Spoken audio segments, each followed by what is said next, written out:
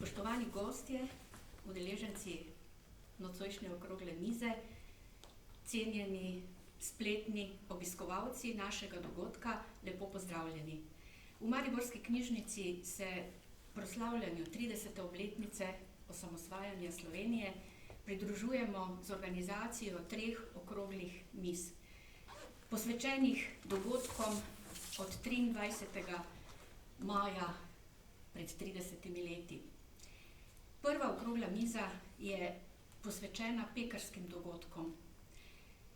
Nažalost, samo v spletni različici, ampak glede na sproščanje ukrepov, verjamem, da bomo naslednja 2 dogodka lahko organizirali v živo. 22. junija se bomo spomnili osamosvojitvene 10-dnevne vojne. Zadnji dogodek pa bo 29. junija, ko bomo obdelali novinarski vidik in spremljanje novinarjev in poročanje novinarjev o teh dogajanjih.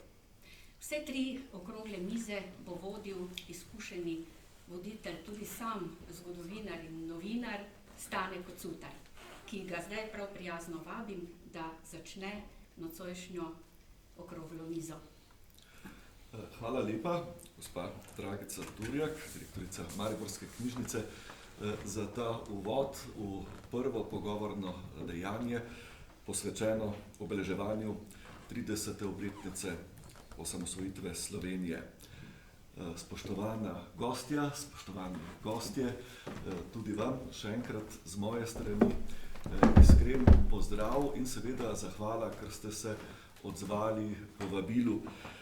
Želja je, da bi čim bolj nazorno, skozi razmišljanje ljudi, ki ste bili tako ali drugače neposredno vpeti v dogajanje veliko pred 23. majem 1991 in seveda tudi veliko kasneje, da bi torej z vašo pomočjo spoznali večino tistega, kar se je dogajalo in nekako dojeli utrip trenutka, za katerega danes rečemo, pa bomo morda tudi kasneje v debati o tem rekli kaj več, ali ta teza drži, namreč, da je dogajanje v Pekrah s podaljškom v Mariboru uvertura v desetletje vojn na ozemlju nekdanje Jugoslavije. Vsekakor pa bi želeli najprej dobiti nekolikan pogled v sliko, ki se je odvila po plebiscitu o samostojnosti in neodvisnosti, po jasno izraženi ne več želji, ampak zahtevi Slovenije, da se bo z federacijo razšla. Kako se je to odražalo na različnih področjih, nocoj bomo se posvetili najbolj vojaškemu, pa vendarle vse je bilo jasno, da bo Slovenija 6 mesecev po plebiscitu razglasila svojo samostojnost. V Beogradu tega niso resno jemali. Pa najprej izziv za tisto uvodno razmišljanje dvema. Gospod Silvo Komar je bil vodja Mariborske izpostave, če tako rečem, varnostno-informativne službe. Službe, ki po definiciji ve vse ali pa skoraj vse. Kako se je vse skupaj odvijalo in kakšne podatke ste na eni strani o političnem dogajanju in posledicah tega političnega dogajanja imeli v vaši službi? Ja, veliko nalogo ste mi zadal. Glede na to, da je takrat služba bila kar malo, bom rekel, obtoževana, da kolaborira z tistimi, ki niso bili za pot v samostojno državo. Naj rečem, da je ta ocena popolnoma napačna. Služba je od vsega začetka z vsemi svojimi silami, sredstvi in znanjem podpirala pot v samostojno Slovenijo, ker si ne predstavljam, kaj bi bilo, če tega ne bi počenjala. Drugo, kar naj rečem, Ves ta proces se je že začel mnogo pred letom 90. In so tenzije se kazale na en del politike, en del pa tudi v varnostnih službah. Ne. In to razhajanje je bilo od, da ne rečem, odprto od mitinga, ki je bil v Ljubljani, pa vse do zgodb, ki so se odvijale z izvoljenjem predsedstva in tako naprej, ali pa neizvoljenega predsedstva Jugoslavije in protesti, ki so se v Sloveniji dogajali. No, da skrajšam, socialne in politične razmere so slovensko politično vodstvo silile ali pa zahtevale, da nekaj stori. Stori v smislu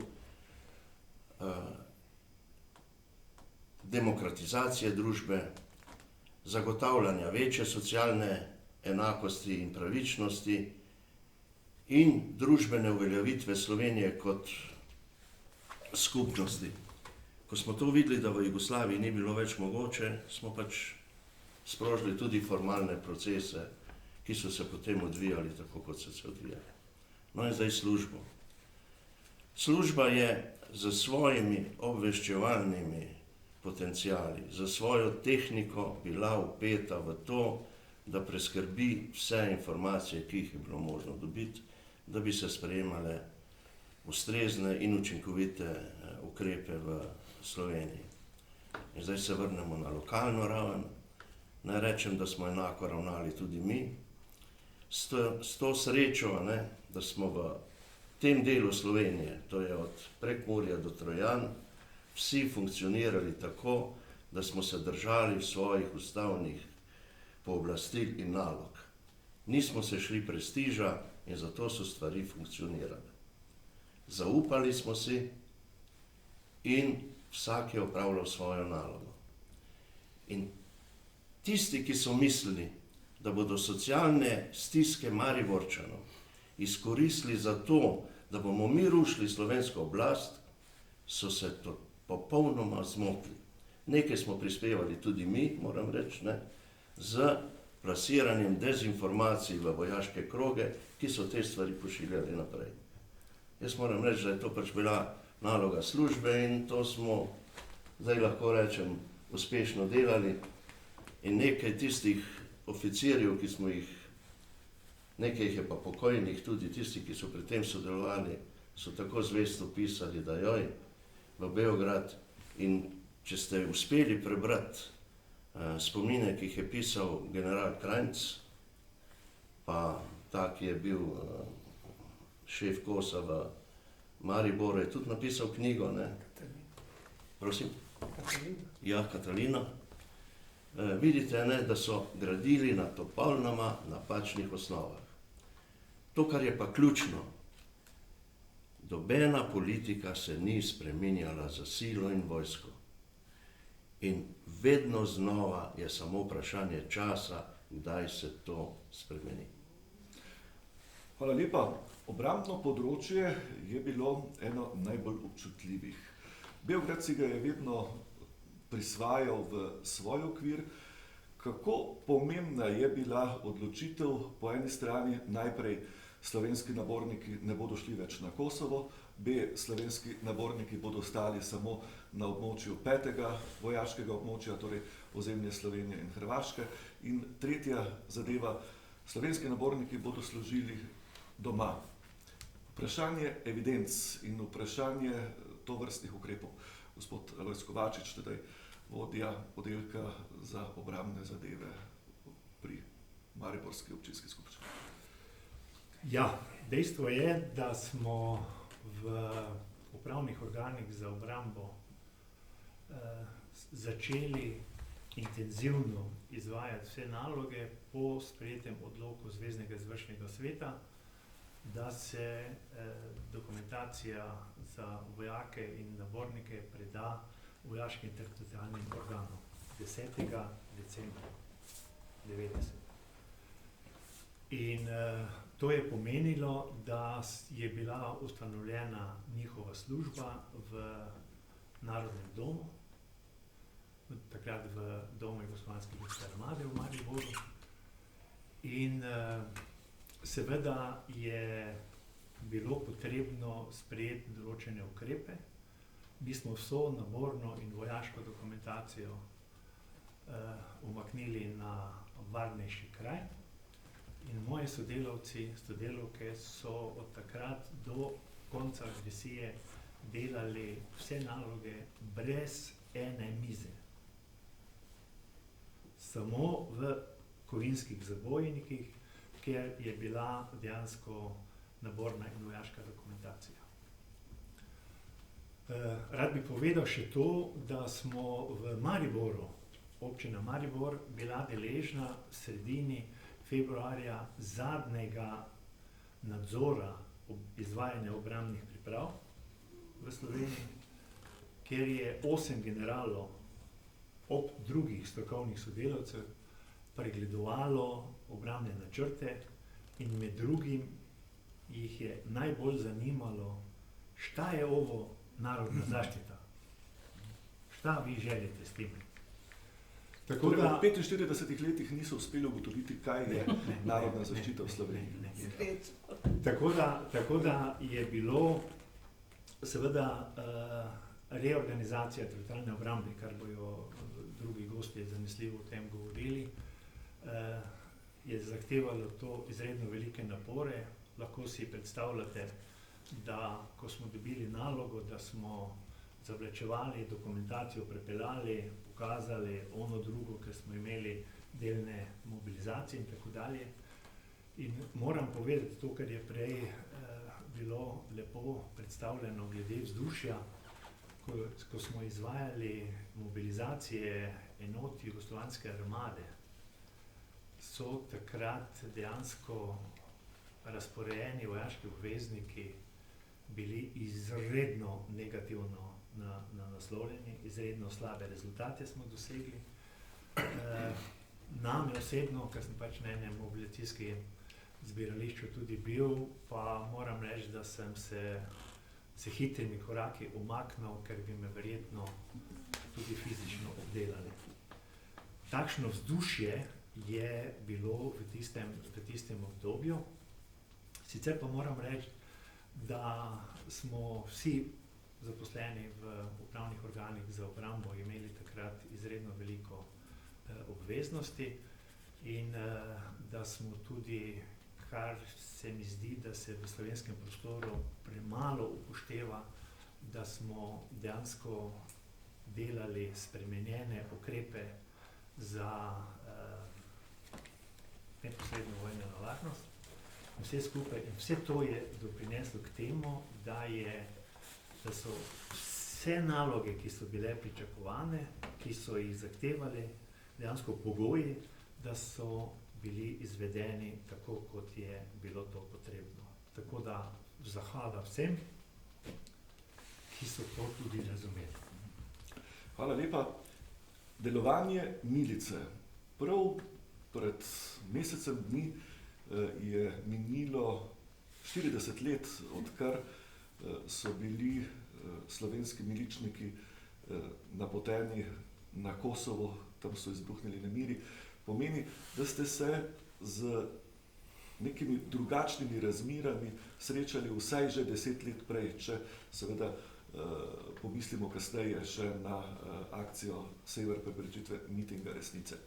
Gospod Bojan Nunežnik, vi ste poveljevali posebne enote milice Uprave za notranje zadeve v Mariboru. Pomeni, da ste skozi spoznavanje razmer v Jugoslaviji, da ne rečem direktno na Kosovo, skozi razmere, ki so nastopile leta 88-89, nekako zelo dobro in instinktivno vedeli, v katero smer gre vse skupaj. Ne nazadnje in ne nepomembno, vi osebno pa ste bili tudi diplomant Vojaške akademije kopenske vojske. Ja, res. To je zelo značilno, da so se v vodstvo republiškega sekretariata se že leta 1972 odločil, da bo poslal določeno število svojih miličnikov po končani kadetski šoli na Vojaško akademijo kopenske vojske v Beograd. In Slovenija je bila prva, ki je poslala leta 1972 že 4 kandidate. In potem je to tako, da sta prvi 4 so zaključili Vojaško akademijo leta 1976 in takrat, zato dobro vem, ker sem jaz šel 76. leta, smo bila napotena 2. Ampak do 76. leta je na Vojaško akademijo pošiljala samo slovenska policija, milica. Leta 76, ko smo bila midva z kolegom Šuligojem poslana, takrat so pa že začele pošiljati vse republike. Tako da nas je bilo, mislim, da 18 ali 21, nas je bilo pripadnikov milice, ki smo bili na Vojaški akademiji. Sveda, mi smo skozi to spoznali vojsko, vendar po končani akademiji nismo nikdar delali v jugoslovanski armadi, ampak smo se vrnili na svoja delovna mesta v Republiški sekretariat za notranje zadeve. Tako takrat se je tudi ustanovil ta izobraževalni center Jasnica, ker so se usposabljali aktivni in rezervni miličniki. Sami veste, da smo imeli mi kar precejšno število po tistih takratnih formacijah rezervnih miličnikov. To so bili vojaški obvezniki, ki so končali vojaški rok in so potem bili preraspojeni in so imeli vojaško dolžnost v milici. In v tem trenažnem centru Jasnica v glavnem smo, ali pa so, jaz nisem bil dolgo, smo v glavnem delali tisti, ki smo končali Vojaško akademijo, ker del usposabljanja je potekal tudi, mislim, tisti osnovni vojaški postopki, ki so v milici in v vojski popolnoma enaki. In skozi ta trenažni center Jasnica, mislim, da je bilo kar nekaj tisoč rezervnih miličnikov, drugih delavcev ministrstva takratnega republiškega sekretariata in seveda tam smo usposabljali tudi teritorialno obrambo. In sicer enote za mi smo jih takrat imenovali proti specialno delovanje, teritorialna je imela enote proti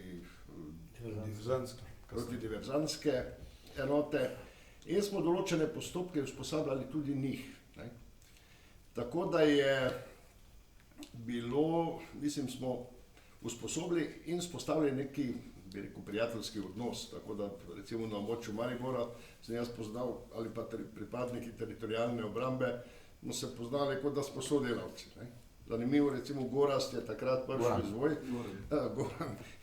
in Gorazd, oba sta prišla in sta bila potem razporejena v te enote in takrat sta bila to še mlada fanta, saj jaz tudi takrat sem še bil mlad in recimo vi se že od takrat poznam, ki smo potem delali pa z Zoranom enako in tudi vsi ostali.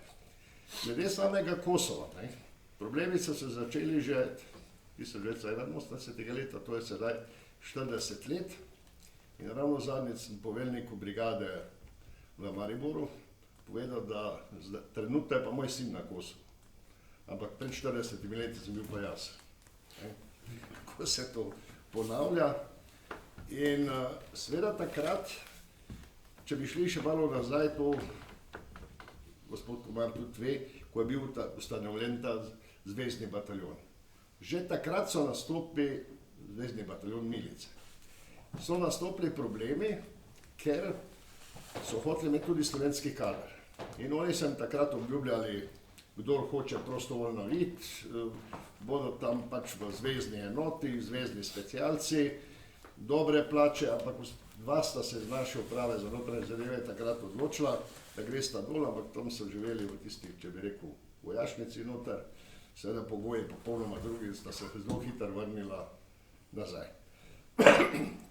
No, te dogodke 81. leta, seveda takrat so vse republike morale dati določeno število miličnikov v ta združeni odred milice, ki je deloval na Kosovu in seveda to je trajalo vse do 89. leta. Vmes je bil en presledek in zanimivo je bilo to, kar mi v Sloveniji nismo bili navajeni, da je vodstvo tega združenega odreda takrat predstavljali tudi aktivne vojaške osebe. En del so bili ti predstavniki, če bi rekli, ki so bili skozi po milici, ampak glavne te funkcije, če bi rekli varnostne funkcije, obveščevalne funkcije, vse to so pa izvajali aktivne vojaške osebe. In to je trajalo do 89. leta. Vmes mislim, da tam 3-4 leta slovenska milica ni dajala, nismo pošiljali enot na Kosovo. Mislim, da se je to začelo zopet, ampak mi smo pa pošiljali tudi inštruktorje, ki so delovali po policijskih postajah od 2 mesecev do 6 mesecev in te zadeve. No, 88. leta se je zopet, smo poslali 60, takrat sem tudi šel jaz dol. No in vse to je trajalo do 89. leta, ko je bil takrat, ko je zvezna oblast zahtevala, da gredo miličniki v Rudnik. Seveda vodstvo tega združenega odreda je odločila, da bo to Slovenija, da bo šli slovenski miličniki in takrat seveda ta vodja slovenske enote na Kosovu je o tem poročal takoj našemu republiškemu sekretarju in takrat je pač republiški sekretar Tomaž Hertl sprejel, da slovenska milica ne bo šla v Rudnik. In to je bila tudi odločitev, sami veste, mislim, kdo je to prebiral, kakšne so bile potem reakcije na zvezdnem nivoju. In takrat je se odločila vodstvo slovenske milice skupaj z republiškim sekretarjem, da slovenska enota zapusti območje Kosova in so se predčasno vrnili domov. Seveda to so postopki, samo delo na Kosovu je seveda za nas kar precejšnja izkušnja. Ker če gledamo 81. leta, so bile razmere na Kosovem kar hude. Tam ste pravzaprav spoznali, ker je pri vseh zadevah sodelovala tudi armada, torej njeno vpletanje in zgodilo se je to, kar se je desetletje kasneje ponovilo v naših konkretnih razmerah. Tako. Takrat, recimo, ko je bilo najhuje, predvsem na območju Prištine, in to pozna tudi, so bile določene enote jugoslovanske armade takrat vse hitro prestavljene na območje Kosova. In oni so neposredno sodelovali v vseh teh zadevah, ki so se izvajale takrat skupaj z milico. V bistvu je vojska, mislim, jugoslovanska armada takrat za svojo tehniko, milica te tehnike, še takrat zvezdne enote, te, če bi rekli, tabe, oklepna vozila, imeli kolesnike in vojska je takrat normalno tam vse ulice zapirala s tanki, vse skupaj, ni pa, bi rekel, da bi oni so, bi rekli, vodili varovanje vseh teh postopkov, da milica lahko potem. Je pa zanimivo to, da slovenska milica nikdar ni bila neposredno vključena v neke te masovne intervencije. Značilno je tudi to, da recimo je nastajal problem, enega konkretnega, ko je bila tam enota s Črne Gore. To so se tepli, kregali, plin uporabljali vse skupaj, so to enoto potegnili in pošljajo nas. Tja pa še ni bilo nič. Se nič ni dogajalo. Normalno smo se lahko z ljudmi pogovarjali, sicer malo težje, mislim, ampak ni bil problem. Mi nismo izvedeli. Za ta ne bi predolgo ostali na Kosovu, ker tam je zadeva druga. Pomembna je samo kot izkušnja, kot repriza nečesa, kar se je zgodilo. Nekaj zelo pomembnega pa ste omenili. Skupno usposabljanje, torej enot teritorialne obrambe, milice, jasnica. Tukaj imamo dva, rekel, operativca iz tistega obdobja iz vrst teritorialne obrambe, rezervna stotnika prvega razreda Gorana Vidriha in Stojana Levinika.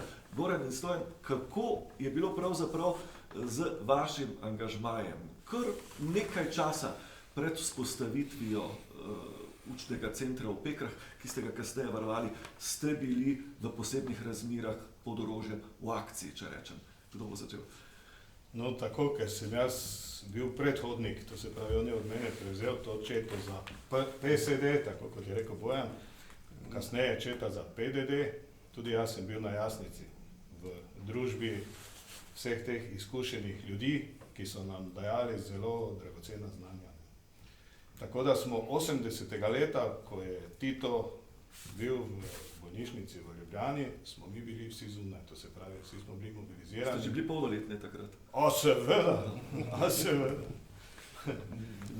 In izkušnje, ki smo jih pridobili na Jasnici, so bile zelo dragocene in smo jih tudi z pridom uporabili pri naših bojnih dejstvovanjih. In kasneje v Pekrah ko je ostal en del enote za protidiverzantsko delovanje, ker takrat je bila preimenovana, katere poveljnik je takrat že bil Goran, je ravno ta del enote bil tisti, iz katerih smo izdvojili 5 vojakov, ki so potem naredili to dejanje, o katerem se malo piše. Ste še zajeti Zajeti. armadnih izvidnikov. Tako. Ne, zdaj, kako je bila pravzaprav odbrana ta enota? Ta enota v takšnem sestavu, kot je bila tam obstajala že prej, bila vzpostavljena, kot smo slišali, že v 80-ih letih, kako? Moramo vedeti, to bo gospod Kovač dobro vedel, kakšen je bil vrstni red dajanja rezervistov teritorialno obrambo. Mislim, da smo bili nekaj 4., 5. mestu, ko smo dobili že pobran in izbran kader. Ne. Se pravi, imeli smo marsikaj, ne, v naših enotah, tudi v tej enoti, ki je bila po svoji namennosti posebna. Se pravi, imeli smo, mislim, da 5 strojevodij. En izmed teh strojevodij je tudi v Pekrah tega poročnika zgrabil po tistih izvidniških aktivnostih. Tako zelo pisano je bilo, moram reči. Ne. Če pa se malo nazaj obrnemo, 29. novembra leta 90 smo mi bili prvič, po domače rečeno, postavljeni pod orožje, naša enota. Dobili smo pravo strelivo, nič več manevrskega. Ko so prišli na mobilizacijsko mesto dol v Vošnjakovo, sem jim pobral alkohol, dal sem jim pravo strelivo, za praznike smo jih pozvali, samo so gledali, kaj zdaj to še nikoli ni bilo. In ko sem jih vprašal, že kdaj je to bilo, nikoli, so bili vsi tiho, vedeli so, da je vse eno nekaj od zadaj. Se pravi, nekaj bolj resnega, kar je do zdaj bilo. Se pravi, naša enota je bila prva interventna enota v vzhodni Štajerski pokrajini in takrat se je začelo in vsak teden so se enote menjavale do vojne. Enote so torej dežurale, Tako. bi rekli. Ja. Do same vojne. In naslednji naš poziv pa je bil 17. maja, kjer smo potem bili udeleženi v Pekrah. Pravi, nič ni bilo naključno, nič ni bilo slučajno, enota je bila izbrana zato, ker je morala biti izbrana. In tako, se pravi, kaj se pa tiče usposabljanja, mi smo in gospodu Linožnikov in pokojnemu gospodu Marjanu Ferko hvaležni. Mi smo se vsako leto usposabljali. Zelo dobro znanja so nam dali, dosti smo se naučili, ker dejansko mi smo delovali po principih policijske taktike. Ne. Se pravi, zelo malo vezane na čiste vojaške. Ne. Tako da so nam prav prišla ta znanja. Ne. Se bomo še vrnili k tem. Gospod Andrej Kocbek, v tistem času major, direktor 710. učnega centra v Pekrah. Zanimivo je, za to delovno mesto je bil izveden razpis. Vi ste eden izmed 3 kandidatov. Pa me zanima, kako je sploh prišlo do vzpostavitve teh učnih centrov in kako obeh, torej na Igu pri Ljubljani in v Pekrah, kako ste se pripravili na to, časa ni bilo veliko, kdo je izbral lokacijo za Pekre in ali je bila primirna za takšen center? Preveč vprašanj za nanizanih samo v enem odgovoru lahko daš. Seveda je tu treba pri oblikovanju obeh učnih centrov za poskusno usposabljanje nabornikov teritorialne obrambe imeti v vidu, da je bila predhodno narejena v okviru skupščine, ne, in vlade ustrezna zakonodajna podlaga. Brez te si tudi Slovenija takrat ni upala delati nekaj na svoje, ampak na drugi strani je pa v Beogradu ravno zaradi teh ustavnih amandmajev in zakona o obrambi in tako dalje nastajala napetost, ki je rezultirala v tistem odzemu orožja. Potem mi smo se organizirali kot manevrska struktura narodne zaščite po tistem odzemu. Jaz sem bil tudi zraven, pa smo z Bojanom tudi tam sodelovala. In mimogrede bila so pa tudi v enem naselju v Vidni polju enega drugega stanovanja, tako da pa mnogi se skupaj šolali. Ampak to so pomembne vezi, ko se stvari dajejo v skrivnostna polja in tam smo delali po principu trojke. Ko pa je, no in tisto leto smo mi tudi, to je bilo 90. leta, se je v okviru Republiškega sekretariata za ljudsko obrambo dokončno odločilo, da se gre v to obliko usposabljanja. Sektor za razvoj v upravi, ki je vodil Bogdan Koprivnikar, je dobil to nalogo in so naredili načrt, po kakšnem bo potekalo, opremo, vse druge zadeve, obenem pa so hodili tudi okrog raziskovati lokacije. Vem, da je to upravljal Kacin takrat, da je prišel v Maribor in nekako glede na infrastrukturo, ki jo imamo v Pekrah, jim je bilo to všeč. Z vojaško-strokovnega vidika, če delamo vojašnico, ker šlo se je pa odločitev je padla za vojašnični način služenja vojaškega roka, to pomeni, da bi bilo potrebno tudi ta objekt opremiti z vsem tistim, kar imajo vojašnice. Se pravi, ograja, table, ne slikati, ne se vstavljati ono drugo, tretje, da se okolju da na znanje, to je prostor, na katerega... Ja, zavarovan je bil manj kot povprečen turistični kamp, recimo. Ja, zdaj, drugo je pa tudi to, da je Republiški sekretariat in sekretar takrat sklenil najemno pogodbo z infrastrukturo za občino Maribor in mi smo bili, če lahko tako rečem, v tej pogodbi podnajemniki. Takrat je bil še Bobanec, Robert, vodja tega centra in midva smo dnevno ali pa tako usklajevala naše aktivnosti glede objekta samega, da ne onem tretje. In tu smo bili nekako, bi rekel, pač omejeni, da nismo kot vojaški način urjene imeli na razpolago vse tiste okoliške infrastrukture. Recimo, v prvi fazi smo urili vojaka, bojevnika, da se, da tako rečem enostavno, zna zaščititi v boju in uporabiti svojo osebno oborožitev. Zato mora zaklonilni skopati, zato si mora krite narediti, zato mora prepreke prevladovati. No, teh smo nekaj dobili noter za urjenje, vendar niže pa nismo smeli.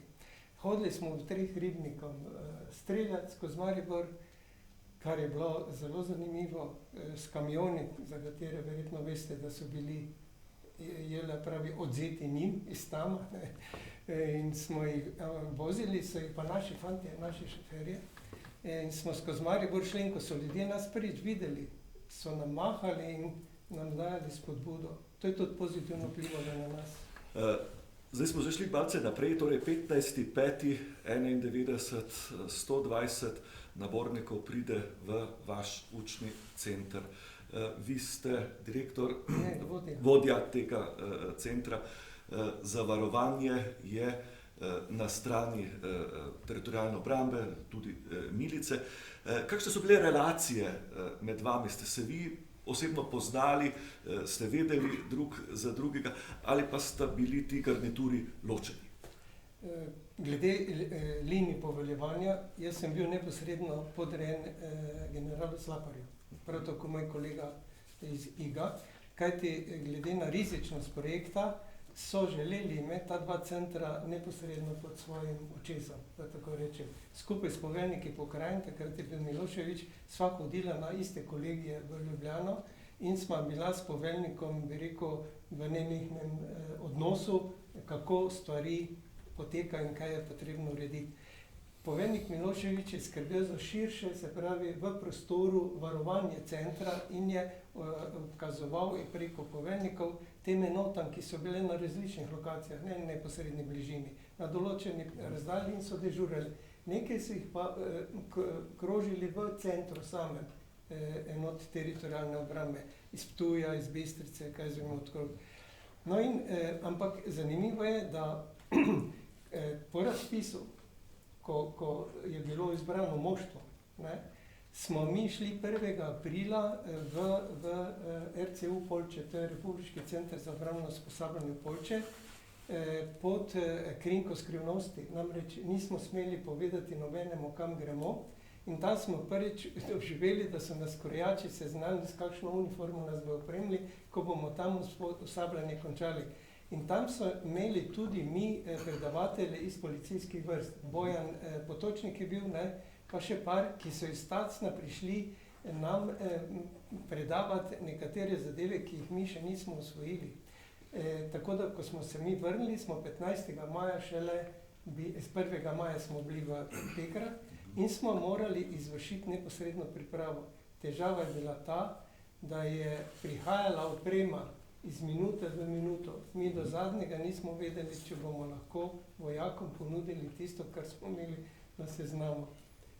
Kot anekdota, nič se ni dalo kupiti na jugu, ne, da bi rekli. Ampak ko so prišle zaščitne maske, točno takega tipa, kot jih ima iz Kruševca, Jugoslovanska ljudska armada jih je imela, so bile škatle s črto, pač črno barvo prešpricane in so bile dobavljene za nek denarni dogovor neposredno iz Srbije. Ne. Učni center, silna, simbolna točka bodoče slovenske suverenosti. Bom kar razvil vprašanje, pa potem dal možnost gospodu Kovačiču.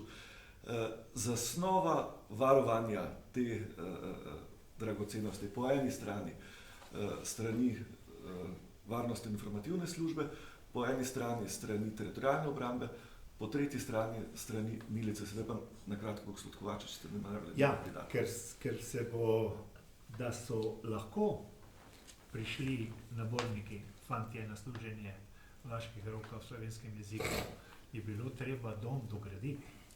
In moram povedati, da je občina Maribor preko sredstev, ki jih je imel oddelek za ljudsko obrambo takrat, 1,5 milijona dinarjev smo dali za dograditev objektov, ker vse funkcije niso bile, jih ni bilo možno izvajati in takšnega primera v slovenskem prostoru ni bilo, da bi takšnemu projektu ne bi dal Maribor svoj velik davek. V 3 mesecih je bilo to dograjeno in ker prej vodja centra ni povedal, bila je kontrola, predno se bodo povabili naborniki in so s helikopterji preleteli, pogledali in so bili zelo pozitivno presenečeni, da je bilo tako, kot je bilo v 3 mesecih dejansko opravljeno glede gradbenih zadev, pa to dejansko z vso potrebno opremo, ki je bila takrat dogovorjena. To sem želel povedati, ker to nihče ne pozna, da smo Mariborčani bili večkrat tisti, ki smo dejansko dajali tudi del samega sebe, da tako rečem. Zdaj pa, če pogledamo nekaj povsem na zemljevidu, recimo, koliko je oddaljena prva armadna vojašnica od učnega centra na Igu in koliko prva od učnega centra v Pekrah. Tu, bi rekel, so bile zadeve relativno tesno skupaj in že samo to dejstvo je bilo nekako samo po sebi zaskrbljujoče. Fantje iz teritorialne obrambe. Glejte, jaz bi rekel takole, ne? To, kar je bilo povedano prej strani Andreja in to, kar Slavko govori, ne? To so bile vse stvari, ki so bile izvedene kasneje. To se pravi, ne takrat, ko je bilo to dejanje in potem to observacijo centra izvedeno. To se pravi, gradbena dela in vse ostale tiste zadeve, ki pritičejo temu, so bile izvedene kasneje. Tako da mi, ko smo prišli gor, teritorialna obramba, jaz sem bil postavljen v funkcijo vodje zavarovanja, prišel sem gor 3. maja, bival sem v prikolici, v Adrijini prikolici, drugje prostora ni bilo.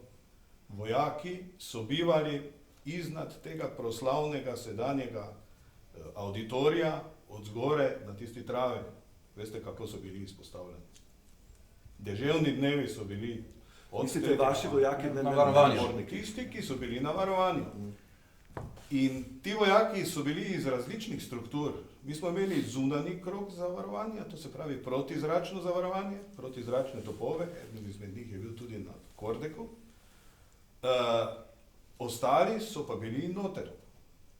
Veste, že sam prostor, tako kot je Andrej povedal, je milo da ne kot na dnu krožnika. Se pravi, organizirati obrambo centra v dnu krožnika je zelo težko. Še posebno pa v takšnih pogojih, kot so bili in času, ki je bil zelo kratek. In odzivni časi, glede na to, kar bi se lahko zgodilo, pa so mogli biti tudi zelo kratki. Jaz vem, ko so prišli niški specialci, sva bila, je Štajner bil dežurn in on meni pravi, specialci so prišli, mi ne vemo, ali bodo šli direktno gor, ali bodo šli v vojašnico. Že takrat smo mi z obrambnimi silami bili na položaju. Potem je pa še en faktor tu važen. Nihče ni dovolil nobenega fortifikacijskih priprav, tako kot je Andrej lepo povedal. Ne okopavanja, ne zaprečavanja, ničesar nisi smel narediti, ker se je to kot botanični vrt jemalo, ne pa kot bojišče. Potencialno, čez par dni, morda, mi smo se pripravljali, kot da ne bo. Obrambne sile smo trenirali tudi na tak način, da smo insinuirali avionapad. Ravno en dan pred tem, ko se je to zgodilo, zato tistega jutra, ko se je resnično zgodilo, en del, ali pa da rečem tisti, ki so se usposabljali, sploh niso vedeli, da se je kaj zgodilo. Ker so mislili, Ledinek zopet trenira svoje ljudi. Pa se je vendarle zgodilo. To je to. In ravno ta del do zdaj nikoli ni bil predstavljen. Pa še ena zadeva je važna. Tistega jutra je bilo zelo težko se odločiti. Ugotovili smo zdaj, da je to bil uvod na 10-letno uverturo. To pomeni, da sem se jaz v tistem trenutku, ko se bi moral odločiti, zelo dobro zavedal, kaj se lahko zgodi. Po radijski postaji iz avtomobila, ker druge možnosti nisem imel, kuhinja zjutraj ni funkcionirala, kjer bi lahko šel na direktni telefon, drugi telefon mi ni bil dostopen, tu dalje ne bi razpravljal, sem po radijski postaji v srbsko-hrvaškem jeziku, jaz bom rekel srbo-hrvaškem ali pa srbskem, njihovem jeziku, poklical dežurnega pokrajinskega poveljstva, žal pokojnega Pravdič Vladimirja, in sem zahteval kritje. Ravno zato, ker sem vedel, kaj se lahko v nekem trenutku zgodi, če od tega pride. In 15 minut je bilo vakuuma, to je bilo za mene preveč. Vojašnica je blizu, na Igu je zelo daleč. To se pravi, da je trebalo zelo hitro reagirati. Po 15 minutah sem dobil odobritev, ampak ne naloge. Goran je lepo napisal v Mariborčanu, Ledinek je izdal ukaz, ni res, Ledinek je izvršil ukaz, ki ga je dobil kot nalogo, ampak nekako.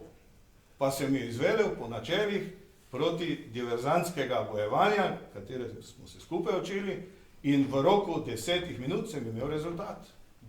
Prišli smo jim za hrbet, en del tega izvidniškega oddelka je pobegnil, en del, oziroma 2 pripadnika smo pa pripeljali v center, jih legitimirali, vzeli orožje, že tam noter, ugotovili, da niso bili na pohodu, tako kot so rekli, ker v tistih vojaških torbicah ni bila hrana, ampak strelivo, tako kot kasneje tudi v Šentilju, ko so v polne torbici imeli streliva. In jih seveda kasneje predali, da rečem, oblastem učnega centra, ne vem sicer zakaj, ja še danes ne vem, kjer se je potem spila tista legendarna kavica, na kateri sem jaz tudi bil prisoten in seveda tudi razkrinkan. Posledico tega bi pa mogel povedati seveda Vladimir Maher, ki ga danes tukaj ni, ki je bil zadolžen za te zadeve, ko so meni že doma nadlegovali familijo. Namreč vojaški beli rešilni avto se je peljal po Grčarjevi ulici z šlemi na glavo. Seveda tam domačinom ni bilo jasno, zakaj gre, ampak to je že bil način pritiska, ker sem jaz bil na tistem sestanku razkrinkat kot Stojan Ledinek.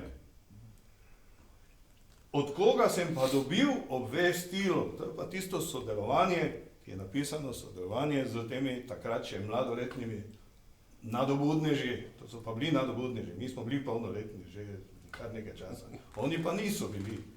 In takrat je prijatelj, kak se piše?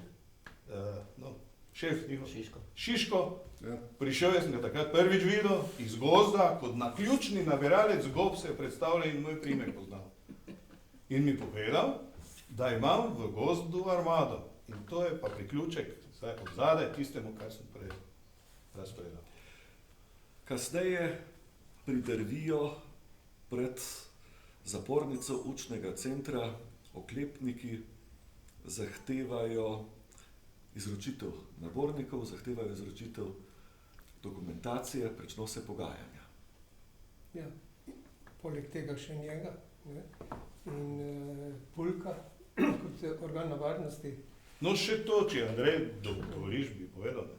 Ko je bila ta kavica zaključena, ne, sem jaz ta dva odpeljal v Slavo Klavoru, to se pravi vojašnico, jaz sem jih odpeljal. Nista odšla? Ne, jaz sem jih odpeljal in jih pred Slavo Klavoru, pred tistimi drevesi odložil in odšel. Ja, Legen je pa posnel odhod. No, to jaz sem jih odpeljal. Zdaj smo pri stopnjevanju napetosti. Ja, jaz sem zjutraj, kot običajno buri, šel po moj avto pred postajo Milice Tabor, to je bil en služben Mitsubishi Pajero, in zadnja levo kolo je bilo prazno. Jaz sedem v moj avto in prosim sodelavca, da naj gre organizirati z službenim avtom, in je klical, da v gumi nič ne fali, da je sam zrak ven spuščen. Ne? In to je bil prvi indic, da se nekaj pripravlja. No, potem sem pa dobil ta dva, ne, ko smo se dobili tam na temu zbornem mestu. In takrat je meni tudi, bi rekel, pač po glavi šlo to, kako zdaj to izpeljati, da ne bi prišlo, ker namreč 3 dni pred tem dogodkom smo bili s Šuligan pri generalu Slaparju. Opozoril v menaju je, da imajo podatke, da ima midva na bi rekel, merku njihove vojaške policije in da bomo privedena pod kazensko ovadbo k njim. Zato so tudi kasneje izdali kazensko ovadbo zoper mene in Pulka. Ampak on je pa rekel takole, zapomnite si, prva žrtva mora biti na naši strani, mi ne smemo njim narediti prve žrtve, ker pol bo imel Beograd pred mednarodno javnostjo s paravojaško noto stik in se bo potem zadeva obrnila drugače, ker mi smo še vedno bili v okviru bivše Jugoslavije, kjer je še JLA vedno imela neko prestižno mesto in pač svojo samovoljo. Ključ do v Pekrah je, predno pridemo naprej, če bi takrat po nekem golem naključju pod nogo škornja malce bolj počla kakšna suha veja, bi se najbrž lahko zgodilo kaj hujšega. So bile reči tako daleč, kaj z miličniško varnostnega vidika rečete in z stališča varnostno-informativne službe?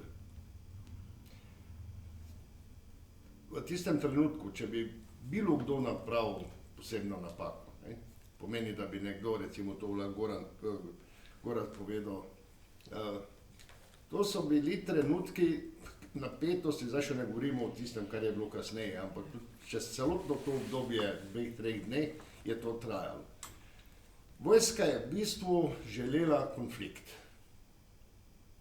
Zdaj, kako bo prišlo do tega, oni so dejansko vse pelili v to, da bi mi napravili napako, da bi nekdo odprl ogenj, recimo, da bi upravil kakšno drugo prisilno sredstvo zoper njih in da bi oni upravičili svojo intervencijo.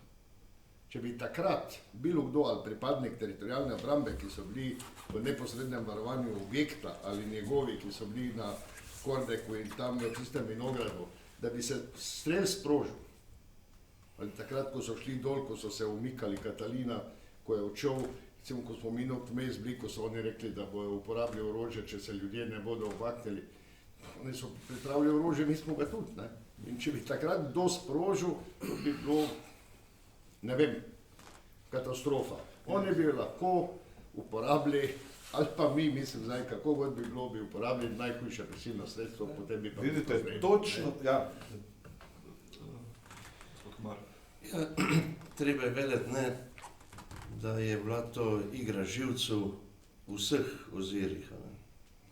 In da tisti, ki bo ohranil mirno glavo in mirne živce, tisti bo daljši konc potegnil. Jaz mislim, da je, pa danes lahko že trdim, pa potem, ko sem prebral spomine akterjev tudi strani vojakov, Krajnca in Kataline, ki sem ga omenil, pa še nekaj drugih, je ta zgodba v Mariboru s Pekrami se zgodila in zrasla na glavi v kasarni v Mariboru. In ko so videli, kaj so naredili, zakuhali, je tudi v generalštabu, oziroma najprej v Zagrebu, pri Kolšku zaropotalo, ker danes moram reči, Kolšek je delal ves čas tako, da ni delal, zato so ga tudi zamenjali. In potem niso ti ljudje tu vedeli, kako bi popravili zgodbo, in so želeli z povečano agresivnostjo nas izzvati. Mi se pa nismo pustili sprovocirati. Jaz moram reči, da smo mi imeli takrat vso tehniko, ki je bila na razpolago, in takrat se lahko Bojan dobro pove, ves informacije so šle in policiji, in teritorialni obrambi, in da bom rekel, vsi skupaj smo tako mero razuma ohranili, da se ni nobena neumnost zgodila. Zgodila se pa ena pomembna stvar. Ljudje so spoznali, zakaj gre. In potem so se zgodili ljudje. Ljudje, ki so sprožili neverjeten proces, ki ga pa ni možno več z silo ustaviti. In zato smo mi v Pekrah zmagali, da tako rečemo. In potem je morala vojska iskati nove izzive. In potem smo prišli do tega, da je treba nekoga drugega prijeti. Vidite, jaz bi hotel, če lahko dopolnim, če malo to zadevo, popolnoma resnično. To je bila igra živcev. In zato še je toliko bolj bilo pomembno, da so te sile in njegove in naše skoordinirane. Večina teh sil je bila skoordinirana. En del so pa bili prosti strelci. Ne bom omenjal imen, ne priimkov, ker so v javnosti znani. Veste, zelo težko je bilo te živce spremljati pri ljudeh, ki stojijo 5 stebrov od prvega BRDM-a, BRDM je tam bil na rampi, in armbrust, ki ima zelo dolg petelin, veste, ampak na koncu, ko pride do električnega vžiga, ni povratka več. In na to so oni čakali. Če ne verjamete, vprašajte Bredo Čepe, ona je z mano bila na rampi, je rekla, umrli bomo. Sem rekel, Breda, ne bomo. Breda še živi danes, ja. Ja, tako. In edina zadeva, ki sem jo naredil z zadnjo močjo radijske postaje, in to sem mogel iti čisto dol v gozd, ker je Katalina zagrozil, da sem ga odmaknil. Zadnje, tisti, koliko sem še imel v bateriji noter. Pomembno pa eno stvar tu povedati. Vlado Milošević, na enem izmed pogovorov, ki smo jih po telefonu imela, zato bi bilo dobro, da bi tudi on bil tukaj, in vsa ta leta, ne vem, zakaj se izogiba, mi je rekel, oni nimajo povelja, da bi lahko streljali. To pa je zdaj, podprto s tem, kar sta gospoda povedala, da jih je bilo, da so šli predaleč. Ampak verjamite temu, mi smo bili vojaško, številčni smo bili, ampak vojaško smo pa bili v negotovi situaciji, ker smo bili na terenu, ki ni primeren, ne objekt sam, nima podkletitve, tam od zadaj, kjer so se ljudje zbirali, je kardelo plinskih bomb in to ta velikih. Zraven tega si na dnu krožnika, tako kot sem rekel, ne z možnostjo, da karkoli ukrepaš. In da bi bila mera polna, od zadaj, tam, kjer so potem bile tiste garaže, ali pa so prej bile garaže, tam je pa bilo polno onih niških specialcev od zadaj noter. Tako da mi smo bili obkroženi. In sreča, da se je pri takem načinu, kot je bil, tako dobro vse izteklo. Ja, hvala. Prav je bilo, da bi še tudi malo se vrnili na vlogo naše enote v teh dogodkih. Kot smo slišali, v osnovi naša enota je bila deljena, en vod je bil direktno pod poveljstvom Stojana, direktno, se pravi, samo zaradi čim prejšnje intervencije, če pač je kakšna potreba, po intervenciji, ta večji del, glavnina enote je bila v gasilskem domu v Pekrah. In tisto jutro usodno rečemo, sem jaz slučajno bil v Pekrah in sem tudi slučajno zvedel, kaj se je zgodilo. Takrat so že tisto izvidnika izpustili, ne? In sem si kar mislil, nič kaj dobrega se ne obeta, ne? In sem se vrnil v enoto in sem tudi povedal, naslednji dan namreč bi mi morali iti domov, pač 7 dni je bilo mimo, ne? In so mislili, tak, zdaj pa Vidrih zateguje, samo da ne bi bilo kaj narobe, ne? Pa daleč od tega, ne?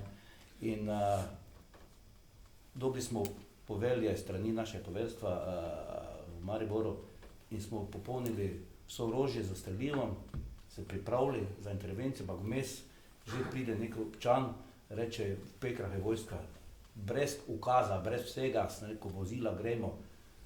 Ne vem, še danes ne vem, kakšno je bilo stanje v mariborskem štabu, ko so slišali, da je Vidrih zakoglo. Poderemo, pridemo poznožje, videli smo od zgoraj, je vojska, poderemo v grajo vinograda, posedemo vinograd in smo jih imeli takole na dlani, ne. In tudi koliko jaz vem, to boste videli povedati, dve zahtevi sta tudi bili, ne. S mesta maknite vojsko od pozadje, to so nas misli, pač da nas naženejo, pa tale dva naša pripadnika, ki sta izvedla zajetje izvidnikov, da jih izročijo, ne. Taj, ko uhapsi, mora biti uhapšen, tak je bilo nekako rečeno, ne. In nič od tega, hvala Bogu. Bili smo v slabi situaciji, pa v težki, rečemo, prvi pol ure sem jaz imel samo sliko. Dobenega tona, namreč nismo stojno prišla na zvezo in tisto vles pa, a vidiš, kaj se dogaja, ne. Tako da ni bilo ravno prijetno in tudi jaz ne vem, še danes ne vem, namreč mi smo bili po enih 3 urah umaknjeni tu z tega položaja dominantnega, verjetno se tudi takrat se začele stvari že malo umirjati ali pa se zadeve začele malo popuščati, ne vem, to je moje mnenje, ker namreč, se pravi, mi smo se po 3 urah mogli umakniti iz tega položaja, kjer smo bili na tem koglu, ne. No, če še eno stvar bi še dopolnil tukaj, ne. Najhujše je bilo nekje do 12. ure. Do 12. ure, to je bila tista kulminacija. Po 12. uri je počasi začelo iti dol. To, pa še ena zadeva je važna. On je rekel, da so bili naslednji dan namenjeni za rotacijo. Enota. Tudi enote za varovanja v Pekrah so rotirali. In mi smo pa tisti dan rotirali. Tako da tisti dan jaz več nisem poveljeval obrambnim silam. Poveljeval je Ptujčan, gospod Ekart. Ampak strani, ko sem jaz prišel v štab poročati, me polkovnik Milošević takoj poslal nazaj in sem prevzel poveljevanje. Tako da v tistem trenutku, ko se je začelo, so noter bili eni in drugi, eni so že odšli, eni ne, skratka, odhajali. Ja. Sedaj bi pa, ko smo prihajali k temu mizju, je gospod Tovornikova rekla, veste, jaz je pa rada nastopila tam, kjer nastopi civilna oblast. Dajte besedo vojakom, miličnikom, drugim. In ko sem razmišljal skozi to vaše priporočilo, sem ugotovil, da ste pravzaprav imeli zelo prav. Približno leto dni, skoraj do dneva natančno, je minilo 23. maja 1991, od takrat, ko ste postali ali pa nastopili funkcijo predsednice skupščine občine Maribor. Kako je pekrska vroča novica prišla do vas, glede na to, da so pravzaprav že v času teh zaostritev nekateri člani občinskega sveta in drugi prišli v Pekre. Kako pa ste vi postali pozorni na vse skupaj? Res je. Jaz sem, ko sem bila izvoljena za predsednico skupščine, vi se spomnite, da so bile tisto pomlad leta 91. demokratične večstrankarske volitve v staro strukturo, 3 zbori, zbor združenega dela, krajevne skupnosti, družbeno-politični zbor, po 37 poslancev, izvršni svet posebej in tako naprej. Torej jaz najprej nisem hotela kandidirati za predsednico, hotela sem biti samo poslanka v družbeno-političnem zboru. No, ampak potem je bil splet okoliščin in se je zgodilo, da sem bila jaz izvoljena. Jaz sem vedela, da bo to mandat, ki bo drugačen od mojih predhodnikov in tudi od mojih naslednikov. Seveda je bila to še vedno Jugoslavija. In zdaj seveda nisem bila tako jasnovidna, da bi lahko rekla, da sem vedela, da se bo zgodilo, kar se je pa zgodilo. Ampak glede na to, da so vsi sogovorniki malo posegli v preteklost, mi dovolite mogoče, da tudi jaz nekaj rečem o letu 90. Kot rečeno, jaz sem bila izvoljena spomladi, ampak sem takoj navezala stike z tako imenovano stalno konferenco občin in mest Jugoslavije, ki je imela sedež v Beogradu in jo je vodila ena generalna sekretarka, dr. Živana Olbina. Oni so že pred mojim sprejetjem mandata bili dogovorjeni, da bodo junija leta 90 v Mariboru organizirali nek strokovni posvet. V tem združenju so bile Ljubljana, Murska Sobota, Maribor, seveda velika mesta. Nov predsednik tega združenja pa je bil predsednik skupščine mesta Zagreb, igralec Boris Buzančič. In torej mene so prosili, če lahko pridem pozdraviti to družbo, ki je razpravljala ne vem o čem, ampak o nekih strokovnih temah. 60 ljudi je bilo to, jaz sem to naredila. In ta dr. Živana Olbina me je nekaj časa gledala, se z menoj pogovarjala in na koncu enega sprejema kratkega, ki je bil zvečer, je zaprosila, če lahko pride na pogovor k meni na skupščino mesta. Seveda sem se dogovorila in je rekla, veste, verjetno vas bo zelo presenetilo, kar bom povedala. Jaz sem bila predsednica izvršnega sveta grada Beograda in Slobodan Milošević je najprej zamenjal mene. In jo je dal na to funkcijo generalne sekretarke, neke popolnoma nepolitična funkcija je to bila. In je rekla, veste, jaz mnogo tega vem in vem, da bo ta Jugoslavija razpadla in vem, da se ne piše nikomur na tem prostoru nič dobrega in jaz to zapuščam. Še danes ne vem, kam je odšla, ker je bila tudi profesorica ekonomije na ekonomski fakulteti. Rekla, veste, mi imamo sedež v Svetu Evrope v Strasbourgu, to sem pa jaz seveda vedela, ker je dr. Janez Drnovšek tisto leto 89. ko je bil predsednik predsedstva, je on Jugoslaviji zagotovil status posebnega gosta v Svetu Evrope. In to je pač nek status, ki ga država mora imeti prej, preden postane redna članica Sveta Evrope. No in je rekla, ker Svet Evrope deluje na parlamentarni, vladni in lokalni ravni, je seveda ta stalna konferenca imela že nek sedež tam. Je rekla, in tam sedim jaz, in tam je jugoslovanska zastava.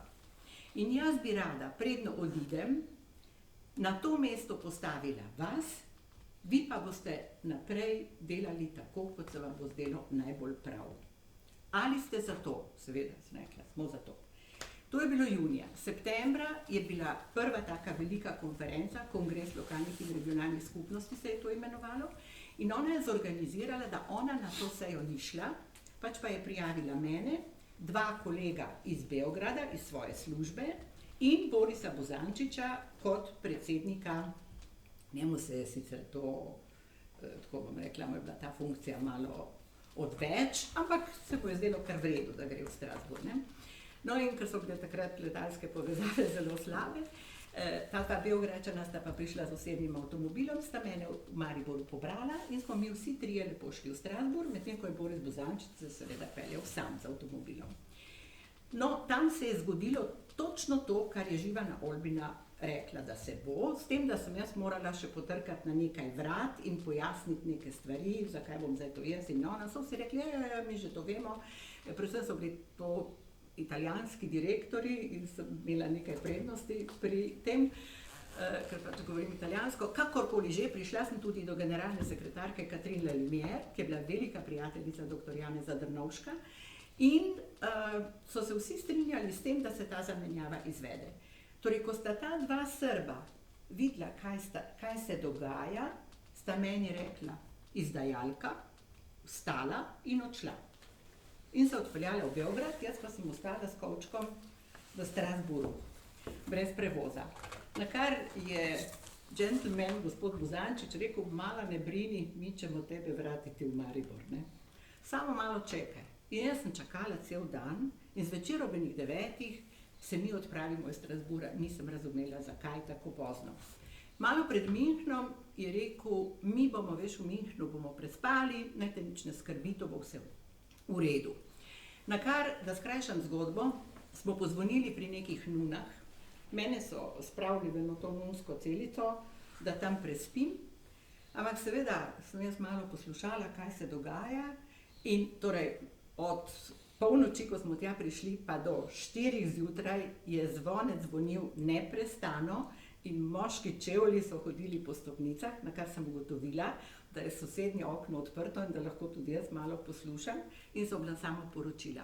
Mi imamo toliko pušk, mi imamo toliko orožja, mi lahko to preskrbimo. Torej, Hrvati so se septembra, njihova diaspora v Nemčiji se je septembra pripravljala na to, kar so predvidevali, da se bo kasneje zgodilo. To povem zato, da nekako pojasnim, da seveda nisem bila vedeževalka, ampak da sem pa imela ta občutek za nevarnost, ki nam lahko tudi pretija, ne. Poleg tega sem bila jaz izvoljena na listi socialistov Žakljevih in kot veste, so bili njegovi socialisti tisti, ki so dolgo razmišljali o plebiscitu in ga na koncu tudi predlagali, a ne, plebiscit o samostojni Sloveniji, ne. Tako da sem bila mogoče malo bolj obveščena tudi znotraj tega strankarskega dogajanja in seveda potem je bil pa zelo jasen sklep, plebiscit bo uspel in kaj potem, ne. In potem so se pač zgodile pekre, če skrajšam to obdobje. Zdaj, jaz sem dobila tisto jutro 2 telefonska klica, prvi je bil malo pred 8 in so mi samo rekli, predsednica, obveščamo vam, da smo pač zajeli 2 vojaka in tako naprej. No, in sem rekla, kaj zdaj? Ampak kmalu zatem je prišlo sporočilo o tej kavici, o kateri ste vi govorili in je mene popolnoma pomirila, ne, ta kavica. Tako da sem rekla, no, zdaj se lahko lotimo koledarja, ne, ki sem ga imela, vendar seveda ne za dolgo. In tisti hip, ko sem dobila prvo sporočilo, da tja prihajajo najprej Pekrčani, potem pa seveda še tudi ostali, tisti hip sem jaz pravzaprav vedela dvoje. Za prvo sem dobila potrditev zdaj, ne. Zdaj, ko vas poslušam, vi vsi ste bili strokovnjaki na svojem področju, imeli ste neko strukturo, imeli ste nenazadnje neko hierarhijo, ne vem, od zgore do dol, neko operativo tudi, veliko znanja. Jaz pa, kot vem, šole za predsednike skupščin in za župane ni, ne. Torej, jaz pravzaprav tisti hip sem bila zelo sama, če lahko tako rečem, oziroma seveda sodelavci, zlasti pod predsednikom gospodom Borisom Sovičem in pa seveda tudi cel izvršni svet in pa seveda gospod Kovačič, ki je vsakokrat do konca junijske vojne, ko je prišel, je imel en stavek, predsednica, stanje je kritično. To je bil njegov pozdrav za dobro jutro in vsak dan je res tako bilo, a ne. No, skratka, vi ste vsi bili odgovorni in usposobljeni za neko svoje področje, jaz pa sem ugotovila, ne tisti hip, ampak že prej, takoj po izvolitvi sem se ukvarjala s tem, kaj zdaj jaz tukaj. In sem našla odgovor na to v enem napisu nad mestno hišo v Griniču. Grinič je pobrateno mesto s Mariborom in tam je pisalo We govern by serving. Vladamo tako, da služimo. Evo, sem rekla, to je moja naloga. Jaz moram služiti ljudem. In tisti hip, ko se je v Pekrah začela zbirati množica, sem seveda jaz vstopila v to akcijo, kljub temu, da me ni noben poklical in povabil, ampak jaz sem čutila eno zelo veliko odgovornost do tega, kar se je tam dogajalo, ker je bilo to civilno prebivalstvo, zato sem takoj sklicala vodstvo skupščine in z izvršnim svetom skupaj smo se dogovorili, da gre ena mestna delegacija. Zaradi tega, 3-članska plus gospod Verlic je kasneje pridružil, zaradi tega, da damo Jugoslovanski ljudski armadi jasno sporočilo. Mi tankov na ulici nočemo in civilno prebivalstvo bomo zaščitili in bomo naredili vse, seveda skupaj z vsemi vami, da se to ne bo spremenilo v nasilno dejanje in v eno, to bi bilo res hudo prelivanje krvi lahko, ne? To smo vsi vedeli že takrat. Ne? Tako da, jaz sem večkrat rekla, moja funkcija je bila politična in orodje politika je beseda. Ne? Torej, jaz sem lahko nagovorila občane, da sem jih pomirila, recimo, sem poklicala vse ustrezne službe, tiste, ki danes niso tukaj, to se pravi zdravstvo, urgence, bolnišnice, da smo jih s tem seznanili, ker smo imeli tudi mi pred seboj to, da se lahko zgodi kakšen krvav scenarij. In pa seveda meni ni bilo nič, bom rekla, hudo zavrteti telefonsko številko in poklicati generalmajorja Deliča. Generalmajor Delič se je meni prišel predstaviti, mislim, da je prišel enkrat jeseni, 90 v Maribor, in se mi je predstavil, ampak jaz sem to izkoristila za to, da sem mu razložila, da ne bo dolgo tukaj, ne? Ker mi pač, takrat smo že vedeli, da se pripravlja plebiscit in tako naprej, ampak on je to mirno poslušal. Name pa je naredil en vtis, bom rekla, nevarnega človeka. To sem imela takoj občutek in zdaj, ko sem slišala, ne, da je tukaj zrasla ta ideja, verjetno se je hotel tudi on uveljaviti, pokazati na novem delovnem mestu, tudi se mi je zdelo, da ne bo nikoli poslušal kakega Zagreba ali kaj podobnega, ampak direktno Beograda in Adžiča in tako se je tudi seveda izkazalo. Moram reči pa, no in seveda v tem pogovoru sem jaz jasno povedala, da smo na strani civilnega prebivalstva. Oni so se dejansko, to, kar je rekel gospod Komar, zelo zmotili pri oceni, kako bo reagiral takrat že industrijsko oslabljen Maribor z vidnimi socialnimi stiskami. Ne? So pa pozabili, da je to mesto ob meji in da imamo ljudje, ki živimo ob meji, nek poseben čut. Jaz sem ga imenovala domovinska zavest. In to, kar je prebivalce Peker in kar je Mariborčane pognalo na ulico, je samo dokaz, da je ta domovinska zavest bila izjemno visoka že takrat. Bilo pa je še nekaj, kar je sledilo. Napetost je popustila in ena izmed tez je bila, povesimo cevi orožja, dajmo se pogovarjati. Tako se je težišče izpred učnega centra preneslo v stavbo občinske skupščine na Heroje Staneta 1. Kako je prišlo do teh pogajanj oziroma teh pogovorov in kaj je bil pravzaprav namen teh? Kaj ste imeli pred očmi, ko ste po svoje povabili, da se za isto mizo dobite? Glejte, kot rečeno, tisti hip je bila beseda ne samo moje orodje, ampak tudi edino orožje. In jaz sem takrat vedela in vem zdaj, da so se po vseh vojnah so se ljudje usedli za mizo in se pogajali. In ker mi vojne nismo hoteli, smo se samo pogajali.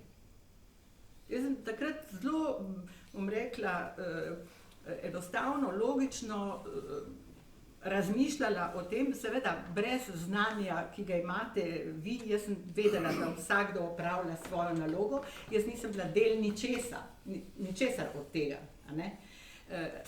Tako da, meni se je zdelo, da dokler se pogovarjamo, se ne bo zgodilo nič hujšega, ker včasih sem mogoče tudi v šali mislila, če se Delič pogovarja z menoj, ne more dajati nevarnih ukazov drugim, ne? Ampak seveda zato je bilo dovolj časa, ne? Čeprav on kadarkoli je prišel s kakšnim ukazom, je vedno rekel, ja, imam naređenje, ne? Torej, kot da se on ne bi to sam zmislil, ampak bi to prišlo, ne?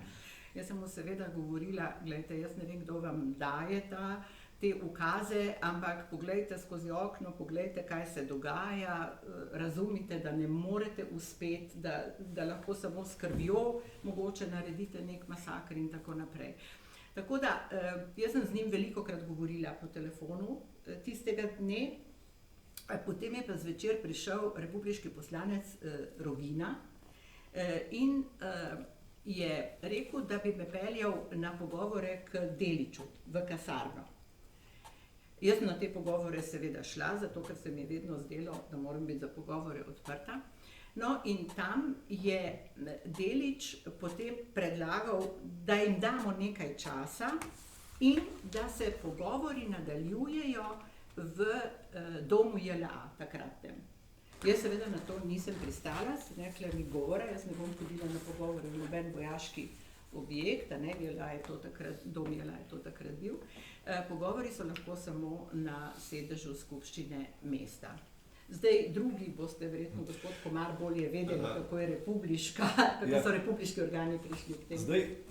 Se upravičujem, cilj ste vprašali, kaj je bil cilj? Cilj je bil umik tankov in vojske iz Peker in Mariborskih ulic. Predvsem Mariborskih ulic, ker naslednji dan so bili že tam. O epizodi same ugrabitve poveljnika enot teritorialne obrambe in njegovih častnikov je bilo že seveda veliko povedanega. Zanima me naslednje. Pravzaprav se je v samo nekaj urah s tisto ugrabitvijo že drugič situacija do te mere zaostrila, da bi se lahko zaostrilo in zgodilo kaj hudega. Nekateri še danes učitajo, do ugrabitve ne bi prišlo, saj ste pa vendarle imeli spodaj posebno enoto milice, pa ne vem kaj še vse. Zakaj je bila ta vojska ali pa, če rečem, te oborožene formacije umaknjene? Silvo pove.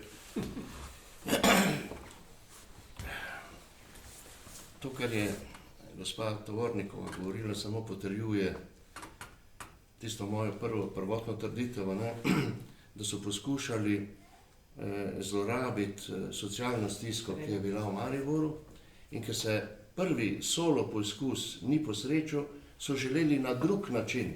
Najprej na način, da pridobijo lokalno oblast. To se jim ni posrečilo. In ker je bila lokalna oblast nekooperativna, je bilo treba izmisliti nov konflikt. In to so naredili tako, da smo mi poslušali, kako so dali ukaz, da je treba Miloševića ugrabiti. In to so delali 2 uri, da sem jaz šel na skupščino občine. Ne, meni ni nihče. To je bilo moje vprašanje, gospod Komarju. Jaz sem šel tja in sem Miranu Bogataju povedal. Iz Ljubljane. Ja, on je bil na sestanku tam, ker se mi je zdelo, da moram povedati enemu človeku in da naj on oceni, komu bo tam povedal, kot pa da jaz tam zboru razlagam, zdaj bodo udrli vojaki. Ker bi nastala panika lahko. Jaz ne vem, kako bi ljudje reagirali tam. Danes govoriti, zakaj nismo streljali, jaz mislim, da bi bila to velika neumnost in da so vojaki samo dodatno neumnost naredili, da smo mi, bom rekel, imeli še večjo podporo ljudi in potem se je odvijal po našem scenariju vsa zgodba. Drži podatek, da ste šepnili na uho polkovniku Miloševiću to informacijo, on trdi, da je vedel in je za voljo tega tudi odložil svoje orožje, osebno oborožitev v sef v pisarni predsednice skupščine. Jaz sem hotela to povedati, da je leta in leta veljalo, da je vodstvo Mariborske skupščine vedelo za ugrabitev, čeprav citiram stavek, ki je bil velikokrat izrečen zaradi strani ene politične stranke, pred volitvami navadno. Torej, mariborsko vodstvo je vedelo za ugrabitev, pa ni ustrezno reagiralo. Jaz sem šele pred par leti, vsaj od Rosvite Pesek, ki je to napisala tudi v svoji knjigi, pa ni mogla nikoli najti vira, po katerem je to napisala, dosegla, da je to preklicala in je potem napisala nekaj, kar je tudi tipičnega. Zato je vedelo republiško vodstvo, ta informacija pa do Maribora ni prišla. Ja, jaz sem rekla, kaj je šla v Trojane na krofe, ali kaj je ta informacija. Te informacije pač mi nismo imeli. Zdaj jaz ne vem, ali je bilo bolje, da jo nismo imeli, ampak samo da to povem. Ko je prišlo do ugrabitve Miloševića, sem bila jaz edina, ki sem tekla za njim po hodniku. Vsi ostali so sedeli v sobi 133, jaz pa sem letela za njim in seveda kričala, naj ga izpustijo in tako naprej. To se ni zgodilo. Jaz sem šla čisto do konca za njim, ko so ga trpali v ta vojaški kombi in en vojak me je s puško potem porinil po stopnicah, ampak nasproti je huter blok in je približno 70 cm visoka živa meja. Za tisto živo mejo so bili taki pokrovčki, to so bile čelade niških specialcev. Torej, če kdaj sem bila jaz takrat hvaležna, neskončno hvaležna, da ni bilo nikjer nikogar drugega. Ker če bi se pa tam imel spopad, to bi bila pa druga krvava. Že drugič tisti dan je trajni mir visel na nitki. Za 23. pride 24. maj. Streli na delavca Elektra Maribor Borisa Frasa, ki gre odklopiti električno energijo v ptujski vojašnici, in zvečer po izpustitvi polkovnika Miloševića smrt pod kolesje oklepnika Jozefa Simčika. Torej, stvar ni več mogla nazaj. Zgodila se je nepovratna sprememba. Ob tem se morda še ustavimo. Jaz bi se nadovezal, ker to gre zdaj od polnoči naprej zadeve. Zanimivo je to, da gospod Kovačič je spremljal to situacijo in je tudi parkrat klical na operativni štab, na upravo za notranje zadeve, da se ukrepi varovanje, tukaj je bil oddelek za ljudsko obrambo občine. In seveda naše vodstvo je takrat sprejelo, da smo mi to upravili. Potem gospa županja kliče, zakaj je toliko policistov, miličnikov tam. Pa bod pametni, jaz sem izvajalc. Enkrat ti rečejo, daj jih, potem jih zmanjša. Pa smo nekaj zmanjšali, umaknili iz občine ljudi. Ampak zunaj, to so taktični postopki. Ti, kot je Ledinek prej razlagal, ti moraš napraviti načrt, kako boš objekt varoval, ali zunaj, ali noter. Jaz to napravim, vse funkcionira, prije komanda, vse umakne. Zakaj? Mislim, mene to ni zanimalo. Sem pač rekel, gremo vsi tri, sem pustil tam za vsak slučaj, da sem vedel, kaj se dogaja. In prava je bila ta odločitev. Ker če bi tam prišlo bi do konflikta in vprašanje, kaj bi se zgodilo. Nas je bilo toliko, na tistem mestu več, in tudi če so bili niški specialci, mogoče bi malo bolj usposobljeni. Ampak njih je pa bilo še več vojašnic. In kaj bi se tu zgodilo, in jaz sem že tudi v eni knjigi napisal, najbolj modra je bila ta odločitev. Zgodilo bi se tisto, kar so hoteli. Seveda. No, jaz moram pa samo to pojasniti. Torej, mene so občani klicali kar naprej. Veste, Španija, tukaj se to dogaja, predsednica, tukaj se tisto dogaja. In potem je bilo par klicev na temo, kaj je pa toliko neke milice okrog vaše hiše. Jaz grem pogledat, Sovič gre dol, ne pravi, tu neki policaji tu špancirajo, neki, ne. Jaz sem pa absolutno hotela preprečiti, da ne bi ljudje mislili, da sem jaz sebe zavarovala, njih pa pustila tako rekoč na cesti. In zato sem jaz potem klicala in jaz sem drugače formulirala. Jaz sem tako rekla, se zelo dobro spomnim. Ali je kakšen poseben razlog, da je tukaj policija, ker če ga ni, mi, prosim, ne rabimo te vrste zaščite, ne zaradi nas, me razumete. Seveda, zdaj, ko si potem nazaj odvil to zgodbo, je bilo tudi meni vse jasno, ampak še enkrat popolnoma strinjam z vami, to bi bilo mesarsko klanje tam. Sprejeli bi njihov način urejanja. Absolutno. To pa nismo želeli. To pa nismo želeli. Mi smo želeli, da se stvari rešujejo civilno-družbeno, politično. Absolutno. Mi smo pa zato, da ta proces varujemo. Zato, ker smo to tako ravnali, smo uspeli. In mi smo bili v teh, bom rekel, mesecu dni pekrskih dogodkov, smo to šolo vso skozi dali.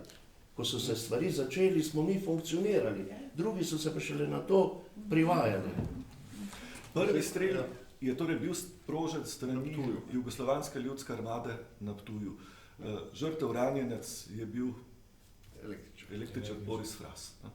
Torej, ni prišel prvi strel slovenske strani, kar je bilo izjemno pomembno, zato gre Nikoli. vsem skupaj vam Tudi Simčič. izjemna zahvala in priznanje. Ja, še smisel, da je konc nekaj dopolniti. Še eno vprašanje za gospoda Kocbeka, pa najprej Bojan vi. No, jaz bi tukaj, Pekre so bili en del, mislim, učni center, drugi deli so bila pogajanja. Ja. Občina, tretji del so pa bili krajani Maribora in okolice ter starši nabornikov v mestu. Mi smo imeli tu 3 velike vojašnice. Meljes je bil izpuščen, pa ne vem, zakaj se takrat z Meljem ni nihče ukvarjal.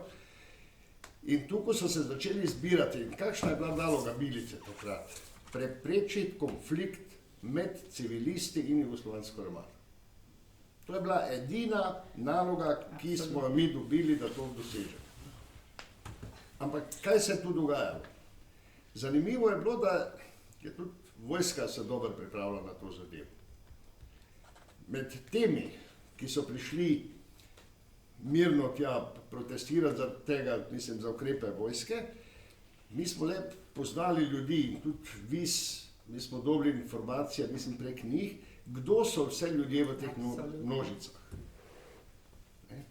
To so bili, bi rekel, stari povratniki, kršitelji javnega reda in miru, med njimi pa tudi pripadniki jugoslovanske armade, ki so jih oni filtrirali v množico, ki so hujskali ljudi, gremo v vojašnice.